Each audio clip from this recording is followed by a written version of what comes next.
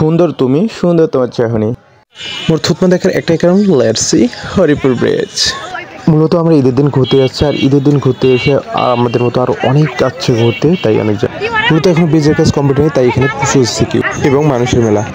বাহ, সুন্দর তুমি, সুন্দর তোমার চাহনি। ক্যামেরার কোনা ভাইগুনা মুখে যাতে সরমতে লজ্জা পেয়েছে, তো লজ্জাতে সরম পাইছে। অনেক তো নাটক হইলো, চলো এখন আমি তোমাক ব্রিজ আর নদ দেখাম। নৌকা ভাড়া করে, এটা হচ্ছে নৌকা ঘাট, আর এখান থেকে মানুষ নৌকা ভ্রমণ করার জন্য নৌকা ঠিক করে। ভাই কত করে, কত করে ভাই? একজনের 20, মানে কত দূর পর্যন্ত ঘোরাবেন? মানে ওই পাহাড়ি পর্যন্ত যাবেন কি? 20 টাকা করে নৌকা ভ্রমণ, পার পিস 20 টাকা করে। আর আমরা সবাই একসাথে আছি। এই আমার চাচা হাই হাই দিল। এই যে আমাদের মতো এরা হচ্ছে নৌকায় চড়ে ঘুরতেছে। ক্যামেরাত নাকি আমার কালা দেখা যায়। যাই হোক, এক বেদনা নিয়ে নদী দেখা শুরু করলো।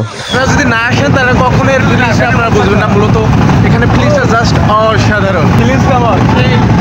কি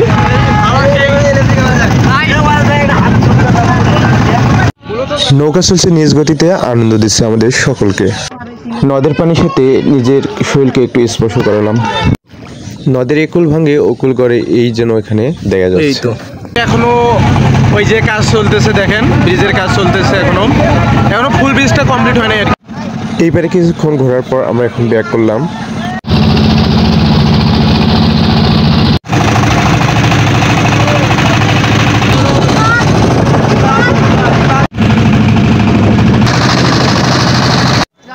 দেখতে দেখতে শান্তির নৌকা ভ্রমণ শেষ। এখন আমরা নামতেছি।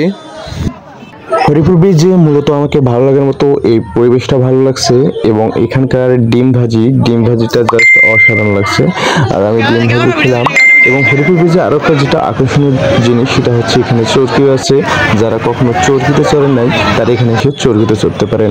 হরিপুর ব্রিজে আসেন, প্রকৃতিকে ভালোবাসেন, নদীকে ভালোবাসেন। তো আজকে আমাদের ঘোরা এই পর্যন্ত। বাই বাই, ভালো থাকবেন।